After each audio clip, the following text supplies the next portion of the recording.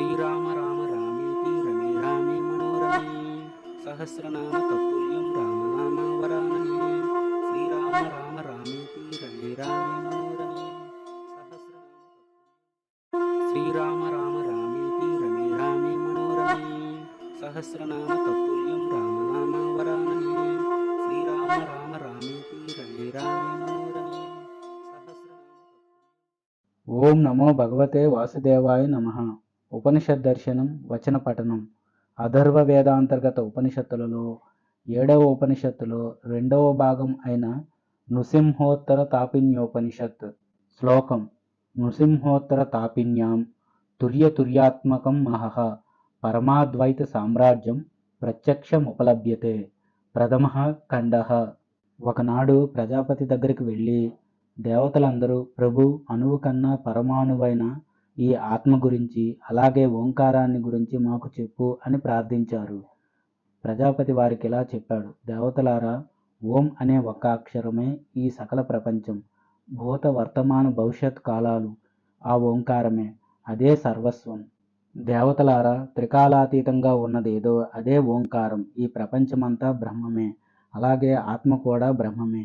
ఈ ఆత్మని ఓం అనే బ్రహ్మతో ఐక్యం చేసి, బ్రహ్మని ఆత్మని ఓంకారాన్ని ఏకం చేసి, అద్వితీయమైనది, అజరామరమైనది, అమృతమయమైనది, అభయమైనది ఆ ఓంకారం అని భావించి, దానిలోనే ఈ సర్వాన్ని, శరీరత్రయాన్ని అనగా స్థూల సూక్ష్మ కారణ దేహాలు ఆరోపించి, అది తన్మయమై అని దాన్ని ఉపాసించాలి. ఈ 3 రకాల శరీరాల్ని ఓంకారంగా భావించి, తన ఆత్మని 3 శరీరాల్ని పరబ్రహ్మలో అనుసంధానించాలి. ఈ ఆత్మ స్థూలమైనది, స్థూల బుక్కుగా ఉన్నది, అలాగే సూక్ష్మమైనది, సూక్ష్మ బుక్కు అవ్వటం వల్ల, ఏకంగా ఆనందభోగంగా ఉండటం వల్ల ఇది చతుష్పాత్తుగా అనగా 4 పాదాలుగా వ్యవహరించబడుతోంది. 1. జాగరిత స్థానం కలిగినవాడు, స్థూల ప్రజ్ఞుడు, సప్తాంగుడు, ఏకోనవింశతి అనగా 19 ముఖాలు కలిగినవాడు, స్థూల బుక్కు, చతురాత్మ విశ్వుడు, వైశ్వానరుడు, వీరంతా ఆత్మకి మొదటి పాదం. స్వప్నస్థానం కలిగినవాడు, సూక్ష్మ ప్రజ్ఞుడు, సప్తాంగుడు, ఏకోనవింశతి అనగా 19 ముఖుడు, సూక్ష్మబుక్కు, చతురాత్మ, తైజసుడు, హిరణ్యగర్భుడు అనేవారు ఆత్మకి 2వ పాదం. ఎక్కడో నిద్రించి, ఏ కోరికని కోరకుండా, ఏ స్వప్నం చూడకుండా ఉండే స్థితి ఏది ఉంటుందో దాన్ని సుషుప్తి అంటారు. అలాంటి సుషుప్తి స్థానంగా ఉన్నవాడు ఏకీభూతుడు, ప్రజ్ఞాగణుడు, ఆనందమయుడు, ఆనందాన్ని అనుభవించేవాడు, చేతోముఖుడు, చతురాత్మ, ప్రాజ్ఞుడు, ఈశ్వరుడు అనేవారు ఆత్మకి 3వ పాదం. ఇతడే సర్వేశ్వరుడు, సర్వజ్ఞుడు, అంతర్యామి. ఇతడే సకల జగత్తుకి కారణభూతుడు. సృష్టి లయం 2 ఈయన వల్లే జరుగుతున్నాయి.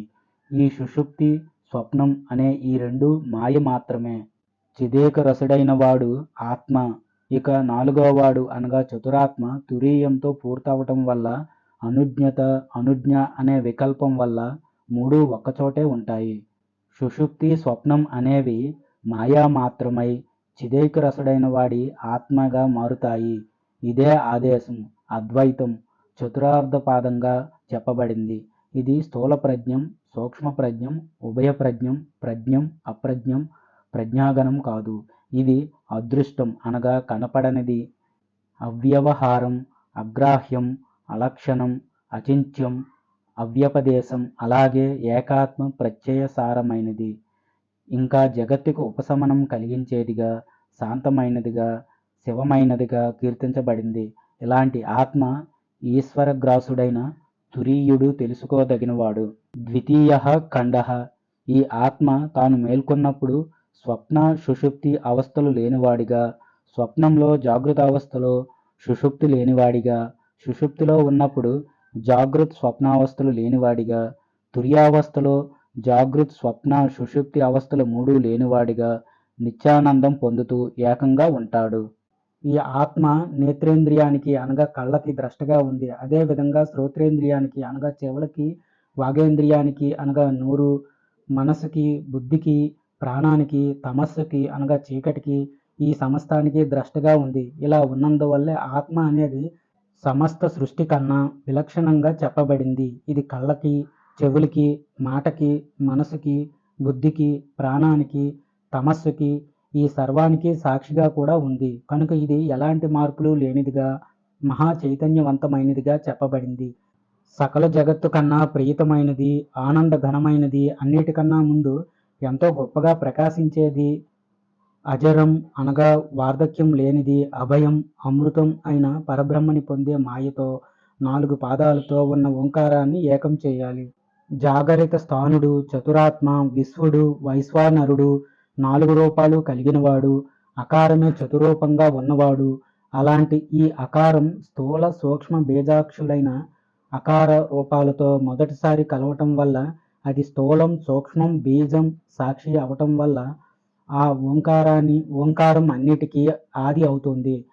స్వప్నస్థానం, చతురాత్మ, తైజసుడు, హిరణ్య గర్భుడు, చతురూపుడు, ఉకారం. ఈ చతురూపమైన ఉకారం అనేది స్థూల సూక్ష్మ బీజ సాక్షి రూపాలైన ఉకారంతో ఉత్కర్ష చెందటం వల్ల, ఉభయం అవటం వల్ల ఆ ఉకారం తిరిగి స్థూల సూక్ష్మ బీజ సాక్షిగా అయ్యి ఉత్కర్ష చెందుతుంది. అంతేకాదు అఖండమైన జ్ఞానాన్ని కూడా పొందుతూ సమానమవుతోంది. ఎవరైతే ఈ విషయాన్ని తెలుసుకుంటారో వారు ధన్యుడు. సుషుప్త స్థానంలో ఉన్నది చతురాత్మ, ప్రాజ్ఞుడు, ఈశ్వరుడు, చతురూపుడుగా ఉన్నది ఓంకారంలోని మకారం. 4 రూపాలతో కూడుకున్న ఈ మకారం కూడా స్థూల సూక్ష్మ బీజ సాక్షులతో కొలవబడటానికి గాని, కలిసి ఉండటానికి గాని తనదై ఉంటుంది. అలాగే ఇది స్థూల సూక్ష్మ బీజ సాక్షి కనుక కొలుస్తూ ఈ సర్వాన్ని త్రాగకుండా ఉంది. ఈ విషయాన్ని ఎవడు తెలుసుకుంటాడో వాడు ధన్యుడు. మాత్రలనేవి ప్రతి మాత్రల్ని చేస్తాయి. తురీయుడిగా ఉన్న ఈశ్వరగ్రాసుడు ఎవడైతే ఉన్నాడో అతడే స్వరాట్టు. ఆయన స్వయంగా ఈశ్వరుడు, స్వప్రకాశుడు, చతురాత్ముడు, అనుజ్ఞా వికల్పాలతో ఉన్న ఈ ఆత్మ గుచ్చబడినట్టుగా ఉన్నాడు. ఈ సకల ప్రపంచం అంత్యకాలంలో కాలాగ్ని సూర్యుడు అనే అస్త్రాలతో అనుజ్ఞాతుడవుతుంది. ఈ ఆత్మ అనేది సర్వానికి తన ఆత్మనిచ్చి ఈ సర్వాన్ని స్వాత్మగా చేస్తుంది. సూర్యుడు రావటంతోనే చీకటి కనిపించకుండా పోతుంది. ఆత్మ చిద్రూపుడు లాంటిది. అగ్ని ఏ విధంగా తగలబెట్టాల్సిన వస్తువుని తగలబెట్టి తిరిగి తనకు తానే చల్లారిపోతుందో అదేవిధంగా ఈ ఆత్మ కూడా వాక్కుకి మనసుకి కనబడిని వాడవటం వల్ల అతడు అనగా ఆత్మ చిద్రూపుడు, చతురూపుడు కూడా. ఓంకారం చతురూపమైనది. ఈ ఓంకారం వాతము అనగా జ్ఞానాదుల్ని సూత్రంతో గుచ్చబడిన విధంగా ఉన్నది. అనుజ్ఞ అనే వికల్పాలతో అది ఆత్మే అవుతుంది. నామరూపాత్మకమైన ఈ సర్వం తురీయం, చిద్రూపం. ఓ తానుజ్ఞ అవికల్ప రూపమే అవటం వల్ల ఇదంతా కూడా అవికల్పమే. ఇక్కడ విషయభేదమేదీ లేదు. అమాత్రం, చతురదం, అవ్యవహారం, ప్రపంచోపశమం, శివం, అద్వైతం అయిన ఓంకారం ఆత్మస్వరూపమే. ఆ ఆత్మే ఆత్మలో ప్రవేశిస్తుంది. అనుష్ఠుభ మంత్రరాజమైన నారసింహ మంత్రం ద్వారా ఎవడి విషయాన్ని గురించి తెలుసుకుంటాడో అలాంటి వీరుడిని తురీయుడిగా భావించాలి. ఇతడే స్వాత్మని అనగా తన ఆత్మని ప్రకాశింపజేస్తున్నాడు. ఇది తెలిసినవాడు సర్వసంహార సమర్థుడు, పరాభవాన్ని సహించలేనివాడు, ప్రభువుగా ఉండేవాడు, సర్వత్రా వ్యాపించినవాడు, ఎప్పుడూ దివ్య తేజస్సుతో ప్రకాశించేవాడు, అవిద్య ఏమాత్రం లేనివాడు, స్వాత్మబంధాన్ని పోగొట్టేవాడు, ఎప్పుడూ ద్వైత భావన లేనివాడు, నిత్యానంద స్వరూపుడు, సర్వాధిష్ఠితమైన తన్మాత్రలున్నవాడు, అవిద్య అనే చీకటిని, మోహాన్ని పోగొట్టుకున్నవాడు తానే అని తెలుసుకోవాలి. అలాగే ఈ ఆత్మని పరబ్రహ్మ అయిన నృసింహుడితో అనుసంధానం చేయాలి.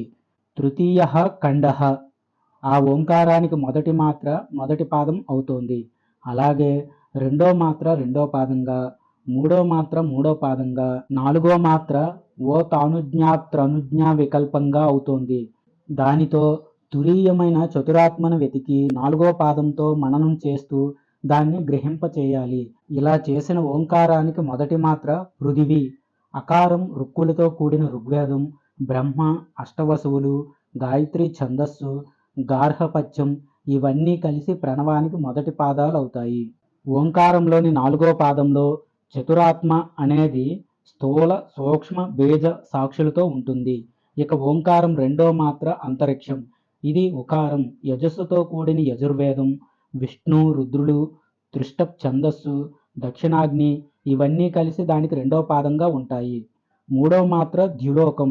ఇది మకారం సామాలతో కూడిన సామవేదం. రుద్రులు, ద్వాదశ ఆదిత్యులు, జగతి ఛందస్సు, అహవనీయాగ్ని ఇవన్నీ కలిసి ఓంకారానికి మూడవ మాత్రగా ఉంటాయి. ఇందులో ఉన్న 4 పాదాలు స్థూల సూక్ష్మ బీజ సాక్షులతో కలిసి చతురాత్మ అవుతాయి. ఓంకారంలోని 4వ మాత్ర అర్ధమాత్ర. అది సామలోకం. ఈ ఓంకారం అధర్వణంలో కూడుకున్నందువల్ల అది అధర్వవేదం, సంవర్తకం, అగ్ని, మరుత్తులు, విరాట్, ఏకర్షిగా ప్రకాశిస్తోంది. అదే ఓంకారం యొక్క 4వ పాదం. ఇలా ఓంకారం అన్ని పాదాలలో స్థూల సూక్ష్మ బీజ సాక్షులతో కలిసి చతురాత్మగా ఉంటుంది. ఈ ఓంకారంలోని మాత్రల్ని ప్రతిమాత్రలుగా చేసి ఓతానుజ్ఞాత్రనుజ్ఞా వికల్పంగా దాన్ని భావిస్తూ ఉండాలి. ఈ విషయాన్ని గ్రహించిన వాడు అమరుడు, హుతమైన జ్ఞానం కలిగినవాడు, శుద్ధుడు, సంవిష్టుడు, నిరగ్నుడుగా గ్రహించాలి. ఇతన్ని అనగా ఓంకారాన్ని నియమబద్ధంగా దర్శించిన వాడు ప్రపంచహీనుడవుతాడు. ఇంకా చెప్పాలంటే వాడు సకలుడు, సాధారణుడు, అమృతమయుడు. అతన్ని చతురాత్మ మహాపీఠంతో కూడుకున్న చతుష్పాదాత్ముడైన అనగా 28 చతురాత్ముడిగా భావించి మూలాగ్నిలో అగ్నిరూపమైన ఓంకారాన్ని సంధానం చేయాలి. అలాగే సప్తాత్మ, చతురాత్మ, బ్రహ్మ అయిన ఆకారాన్ని నాభిలో, 2 సప్తాత్మ, చతురాత్మ, విష్ణువైన ఆకారాన్ని హృదయంలో, 3 సప్తాత్మ, చతురాత్మ, రుద్రుడైన ఆకారాన్ని భ్రూ అనగా కనుబొమల మధ్యస్థానంలో, 4 సప్తాత్మ, చతురాత్మ, చతుస్తాత్మ అనగా 28 ఓంకార స్వరూపుడైన సర్వేశ్వరుడిని ద్వాదశాంతంలో, 5 సప్తాత్మ, చతురాత్మ, చతుస్తాత్మ అయిన ఆనందామృత రూపాన్ని షోడశాంతంలో అనుసంధానం చేయాలి. ఆ తర్వాత సాధకుడు ఆనందామృతంలో వీరిని 4 విధాలుగా అర్చించాలి. అదేవిధంగా బ్రహ్మ, విష్ణు, రుద్రుల్ని అలాగే విభక్తుల్ని అనగా విడిచి వెళ్ళిపోయిన వారిని, అవిభక్తుల్ని, లింగరూపాల్ని పూజించాలి. తరువాత 4 రకాలైన ఉపహారాలతో అనగా కానుకలతో లింగం నుంచి వారిని ఉపసంహరించి తేజస్సుతో శరీరత్రయాన్ని అనగా స్థూల సూక్ష్మ కారణ బాగా వ్యాపించేలా చేసి ఆత్మని దానికి అధిష్టానంగా ప్రకాశింపజేసి అలా ప్రకాశింపజేసిన తేజస్సుని ఆత్మ చైతన్య స్వరూపాన్ని బలంగా నిలద్రొక్కాలి. తరువాత గుణాలతో ఐక్యతను సంపాదించి మహాస్థూలాన్ని మహాసూక్ష్మంలో అలాగే మహాసూక్ష్మాన్ని మహాకారణ దేహంలో సంహరించి అనగా లయం చేసి మాత్రలతో ఓతజ్ఞాత్రనుజ్ఞా వికల్ప రూపాన్ని ధ్యానిస్తూ గ్రహింపచేయాలి. చతుర్దహ ఖండః. ఈ విధంగా చెప్పబడ్డ ఆత్మని పరబ్రహ్మ స్వరూపమైన ఓంకారాన్ని తురీయ ఓంకారాగ్రంలో ప్రకాశించేవాడి అనగా నృసింహుడి అనుష్టబ్ అనగా మంత్రంతో నమస్కరించి ఉపసంహరించాలి.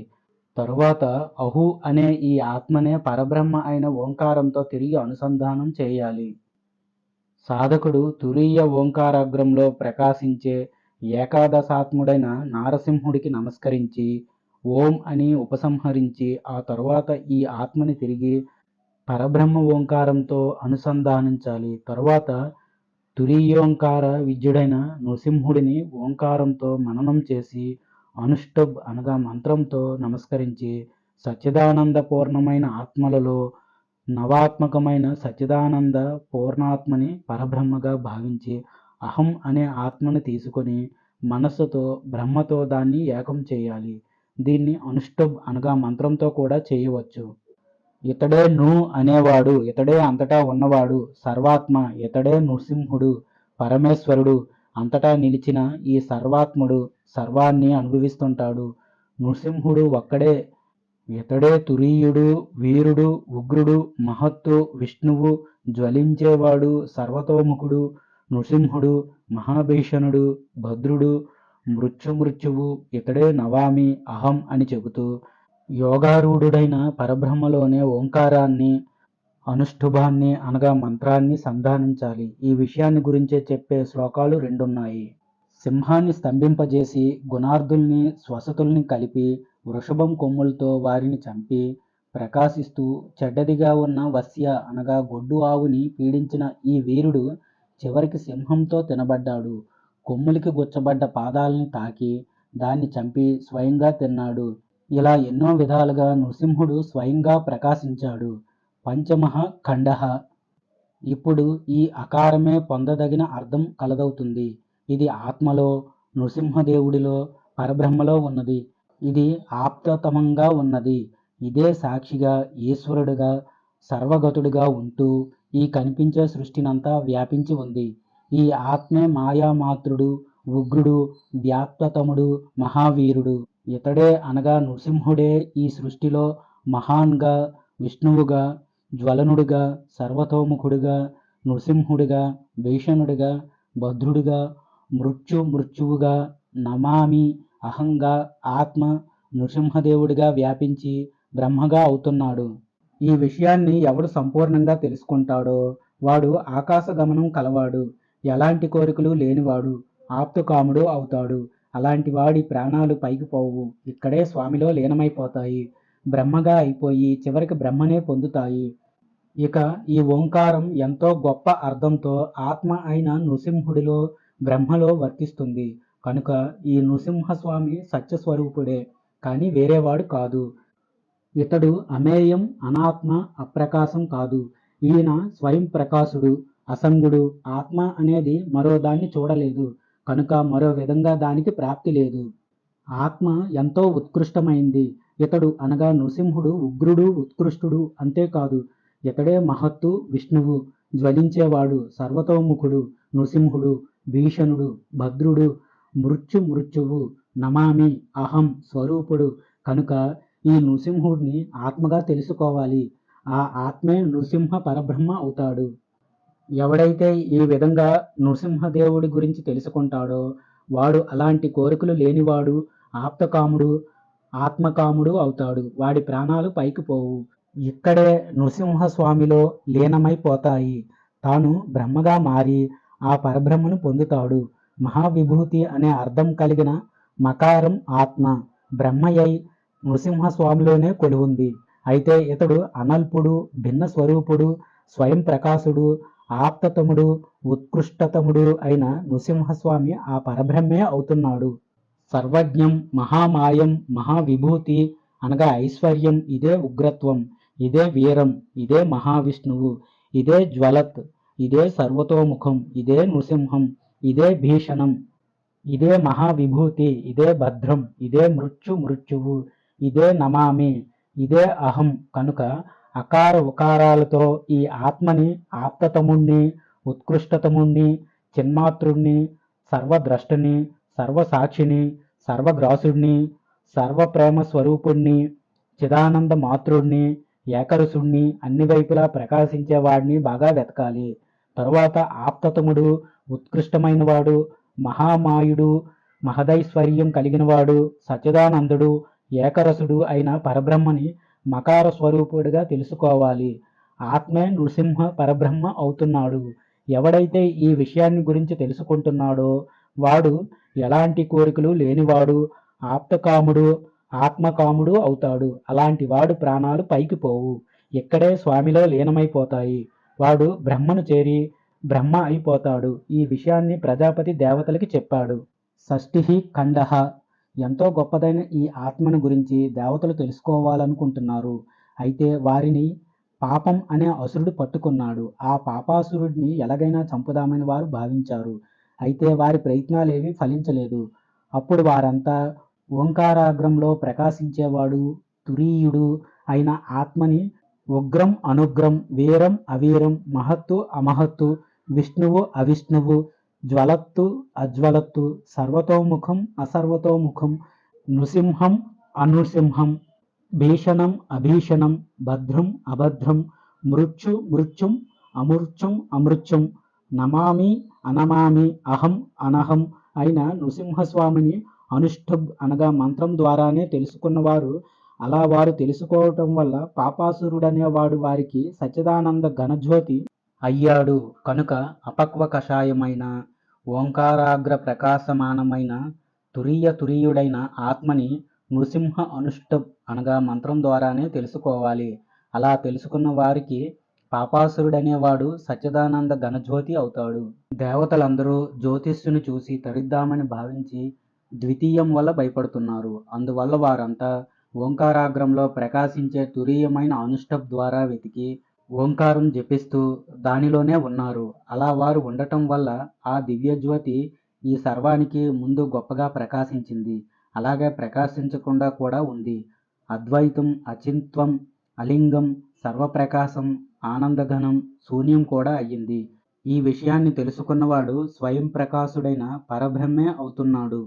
ఆ దేవతలంతా పుత్రైషణ నుంచి, విత్తైషణ నుంచి, లోకైషణ నుంచి, సాధనాలతో కూడిన వాటి నుంచి లేచి, అనగా ఆయా కోరికలను విడిచి, ఇల్లు, భార్య, శిఖ, యజ్ఞోపవీతాలు లేకుండా అంధులుగా, చెవిటివాళ్లుగా, ముగ్ధులు, క్లీబులు, మూకులు, ఉన్మత్తులుగా తిరుగుతూ శాంతలు, దాంతులు, ఉపరతులు, తితిక్షువులు, ఆత్మరతులు, సమోహితులు, ఆత్మక్రీడులు, ఆత్మమిథునులు, ఆత్మనందులుగా మారారు. వారు ఓంకారంతో ఆత్మ ప్రకాశాన్ని శూన్యమైన పరబ్రహ్మగా తెలుసుకొని అక్కడే పరిసమాప్తి చెందారు. కనుక దేవతలు వ్రతాన్ని ఆచరించాలనుకునేవాడు ఓంకారం పరబ్రహ్మలో పర్యవసితుడు కావాలి. అలా అయినవాడు ఆత్మలోనే ఆత్మను, పరబ్రహ్మను చూస్తాడు. శృంగంలో అశృంగాన్ని కలపాలి. అలాగే సింహాన్ని శృంగాలలో కలపాలి. శృంగంతో శృంగాన్ని కట్టాలి. ఈ విధంగా ముగ్గురు దేవతలు ఉపాసిస్తున్నారు అని ఒక శ్లోకం చెబుతుంది. సప్తమః ఖండః. దేవతలు తిరిగి ప్రజాపతితో, భగవన్, మాకింకా మరిన్ని విషయాలు చెప్పు అని అడిగారు. ప్రజాపతి సరేనని వారికిలా చెప్పటం ప్రారంభించాడు. జన్మ లేనివాడు, మరణం లేనివాడు, వార్ధక్యం లేనివాడు, శోకం లేనివాడు, ఆకలి దప్పికలు లేనివాడు, మోహం లేనివాడు, ద్వైత భావన లేనివాడు ఆత్మ. కనుక అకారంతో ఈ ఆత్మను వెతకాలి.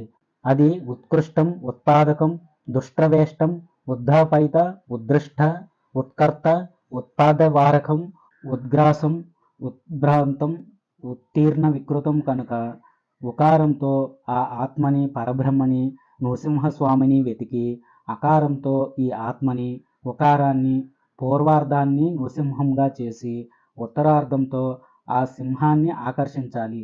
తరువాత మహత్తు, తేజస్సు, మానం, ముక్తం, మహాదేవుడు, మహేశ్వరుడు, మహాసత్వుడు, మహాచిత్తుడు, మహానందుడు, మహాప్రభువు నృసింహుడు. కనుక మకారార్థమైన ఈ ఆత్మతో ఏకం చేయాలి. అలా చేసినవాడు శరీరం లేనివాడు, ఇంద్రియాలు లేనివాడు, ప్రాణాలు లేనివాడు, చీకటి అనగా అజ్ఞానం లేనివాడు, సచ్చిదానంద మాతృడు, స్వరాట్ అవుతున్నాడు.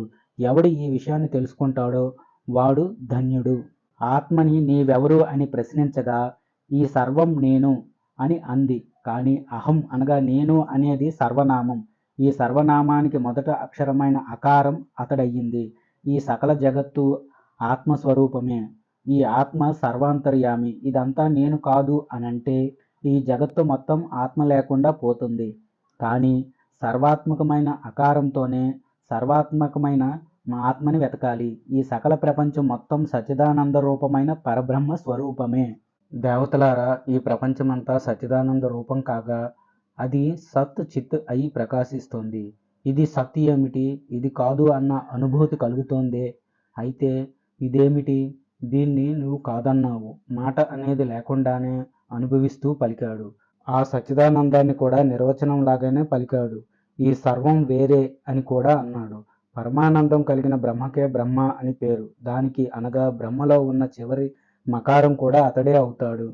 కనుక మకారంతో పరబ్రహ్మను వెతకాలి. సాధకుడు ఇక్కడ ఎలాంటి సందేహం చెందకుండా అకారంతో ఈ ఆత్మను వెతికి దాన్ని బ్రహ్మస్వరూపమైన మకారంతో అనుసంధానం చేయాలి.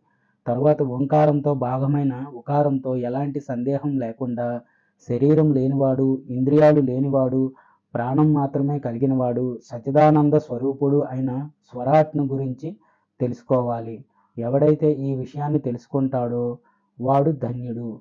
ఈ సకల ప్రపంచం బ్రహ్మస్వరూపమే. భక్షించేవాడు, ఉగ్రంగా ఉండేవాడు, వీరుడు, మహత్తు, విష్ణువు, జ్వలనుడు, సర్వతోముఖం, నృసింహం, భీషణం, భద్రం, మృత్యువు నమామి అహం నృసింహుడు. కనుక అకారంతో ఆ పరబ్రహ్మని గురించి అన్వేషించి తరువాత మకారంతో మనస్సు వంటి వాటిని రక్షించేవాడు, మనకన్నా ముందున్న ఆది కాలానికి సాక్షి అయిన వాడిని అన్వేషించాలి.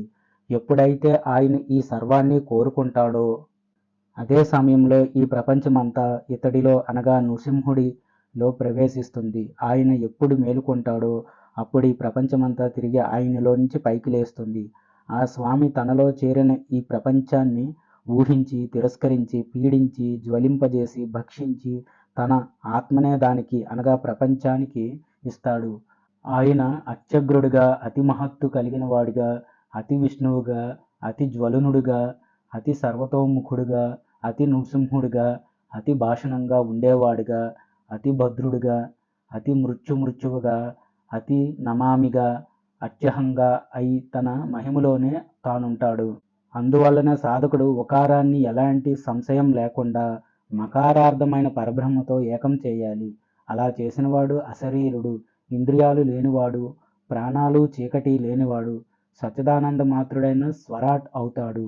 ఎవడి ఈ విషయాన్ని తెలుసుకుంటాడో వాడు ధన్యుడు. ఇప్పుడు ఒక శ్లోకం చెప్పబడింది.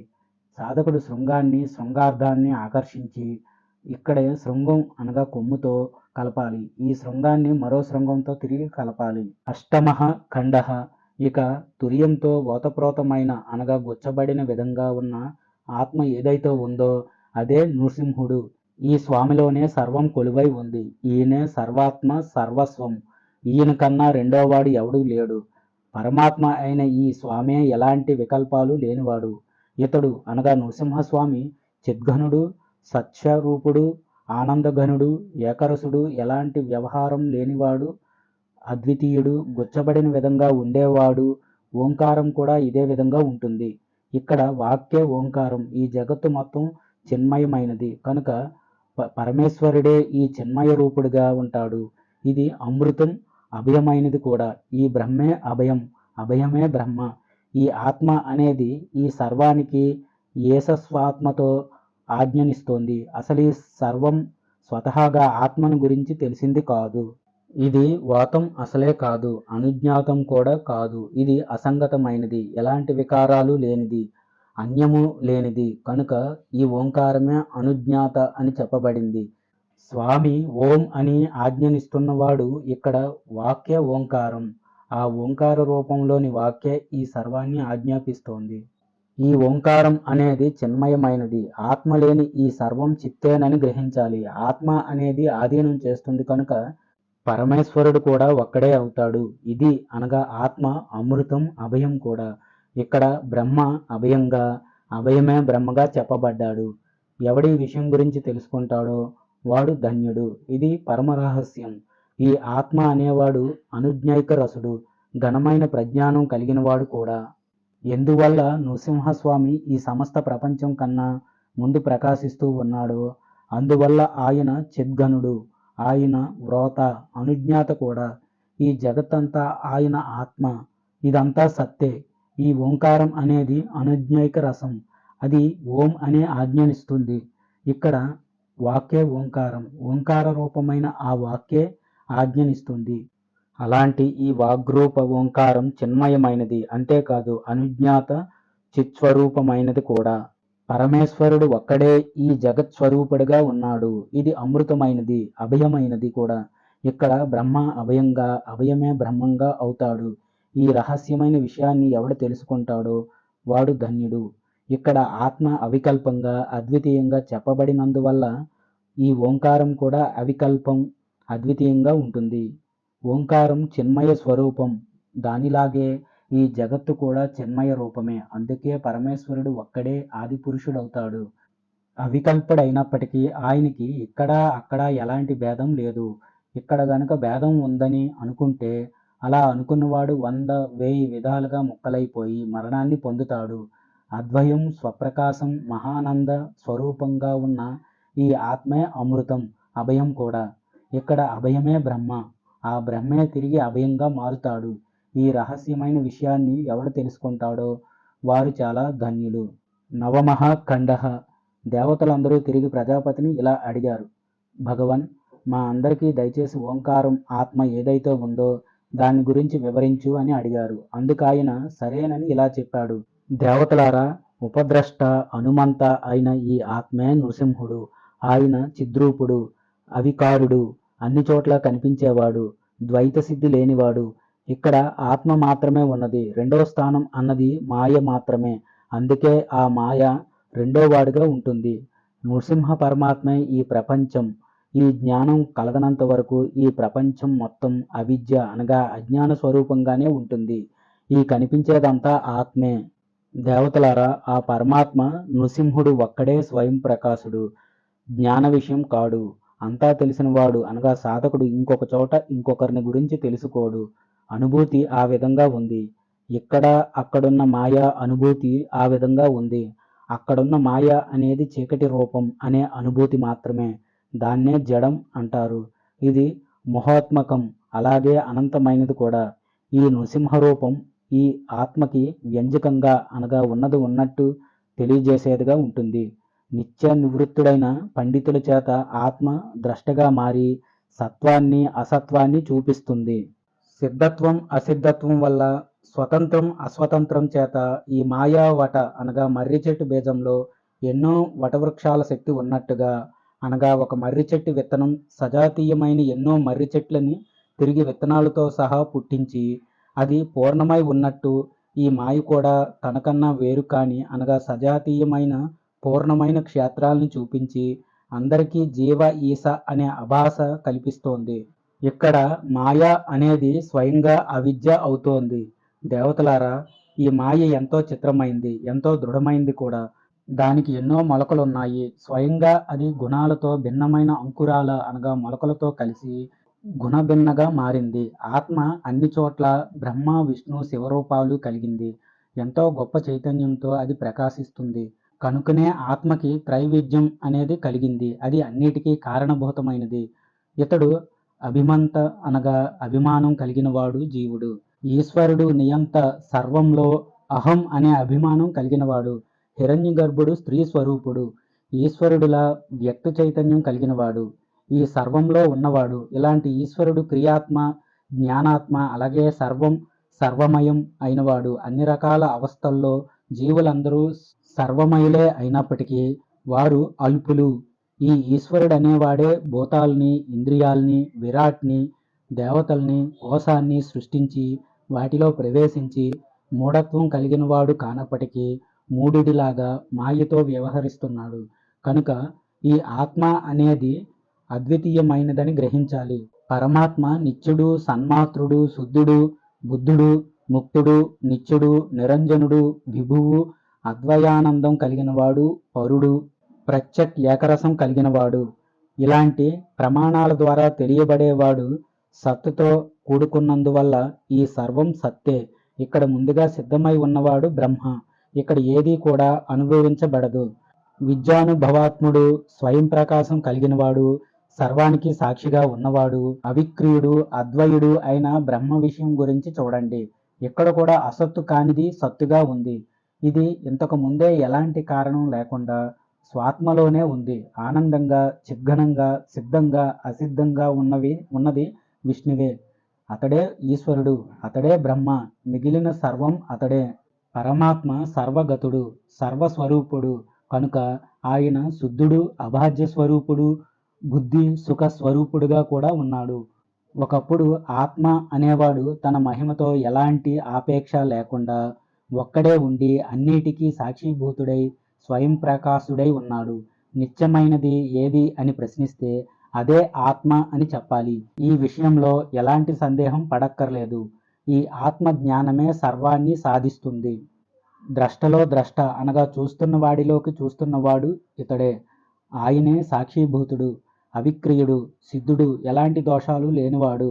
బాహ్యాంతరాల్లో అనగా బయట లోపల చూడటం వల్ల బాగా స్పష్టంగా కనిపించేవాడు, చీకటికి దూరమైనవాడు, కనిపించేవాడు, కనిపించనివాడు, ఎలాంటి వ్యవహారాలు లేనివాడు, అల్పుడైనప్పటికీ అల్పుడు కానివాడు, సాక్షిభూతుడు, ఎలాంటి విశేషం లేనివాడు, అనన్యుడు, సుఖదుఖాలు లేనివాడు, అద్వయుడు, పరమాత్మ, సర్వజ్ఞుడు, అనంతుడు, అభిన్నుడు, ఎప్పుడూ జ్ఞానాన్ని కలిగించేవాడు, మాయా సంపర్కం వల్ల జ్ఞానాన్ని కోల్పోయినవాడు, స్వప్రకాశుడు. ఆయన ప్రకాశం వల్లనే మీరంతా కనబడ్డారు అన్నాడు ప్రజాపతి. అప్పుడు దేవతలు, ఓ భగవాన్, అద్వితీయంతో ద్వితీయం అనేదే లేదా, మీరే చెప్పండి అన్నారు.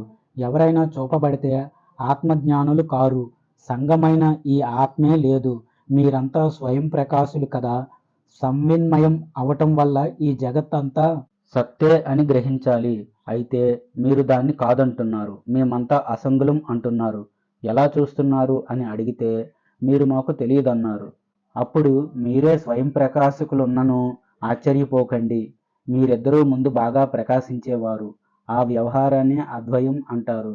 అసలు ఈ ఆత్మ అనేది తెలియబడిందా లేదా అని ప్రజాపతి అంటే అది అవిదితం కన్నా పరమైనది అనగా తెలియబడింది అని చెప్పారు దేవతలు.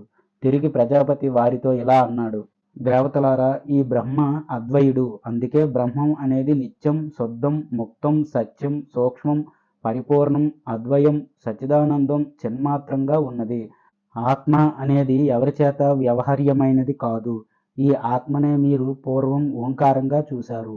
ఆత్మ సత్యమైనది. ఈ బ్రహ్మనే బ్రహ్మాత్మ అంటారు. ఈ విషయంలో ఎలాంటి సందేహం పడక్కర్లేదు. ఈ విషయంలో సత్యమైన దాన్నే పండితులు చూశారు. ఇది అనగా ఆత్మ అశబ్దం, అస్పర్శం, రూపం లేనిది, రసం లేనిది, గంధం లేనిది, వ్యక్తం కానిది, నాదం లేనిది, చెరలేనిది, వదలలేనిది, అనానందయితవ్యమైనది, అమంతవ్యమైనది, అబోద్ధవ్యమైనది, అనహంకర్తయితవ్యమైనది, అచేయతవ్యమైనది, అప్రాణయతవ్యమైనది, అనపానయతవ్యమైనది, అవ్యానయతవ్యమైనది, అనుదానయతవ్యమైనది, అసమానమైనది, అనేంద్రియమైనది, అవిషయమైనది, అకరణం, అలక్షణం, అసంగం, అగుణం, అవిక్రయం, అవ్యపదేశం, అసత్వం, అరజస్కం, అతమనస్కం, అమాయం, అభయంగా ఉన్నది. అది ఉపనిషత్తుల చేత మాత్రమే తెలుసుకోదగింది. ఎంతో గొప్పగా ప్రకాశించేది. దేవతలారా, ఒక్కసారిగా ప్రకాశించే ఈ ఆత్మ నుంచి ప్రకాశించే ఆ అద్వయాన్ని చూడండి. అలా చూసి మీరంతా ఆ హంసే నేను అని తెలుసుకోండి. అతడు మీకు కనపడ్డాడా లేడా అని ప్రశ్నించాడు ప్రజాపతి. అది విని, స్వామి, విదితాల కన్నా పరుడుగా ఆయన మాకు కనిపించాడు అన్నారు దేవతలు. తిరిగి ఆయనతో, భగవన్, ఆ మాయ ఎక్కడ, ఎలా ఉంటుంది, అసలు దానితో ఏమైనా ప్రయోజనం ఉంటుందా లేదా అని అడిగారు. అప్పుడు ప్రజాపతి, మీరే ఆశ్చర్య రూపులు అన్నాడు. దేవతలు కాదన్నారు. తిరిగి వారు ఆత్మ గురించి చెప్పమని కోరారు. ఆత్మ అందుకు సిద్ధమే అంది. అది విని దేవతలు, ఓ భగవన్, మేము చూస్తూనే ఉన్నాం కానీ చూడటం లేదు. ఏం చెప్పాలో మాకు మాటలు రావటం లేదు. స్వామి, దయచేసి ప్రసన్నుడివి కా, నీకు నమస్కారం అన్నారు. అప్పుడు ప్రజాపతి వారితో, భయపడకండి, మీ సందేహాలు ఏమిటో ప్రశ్నించండి. ఇదిగో ఇతడే ఆత్మ, సరిగ్గా చూడండి అని చెప్పాడు. వారు ఆయనకు తిరిగి నమస్కారం చేశారు.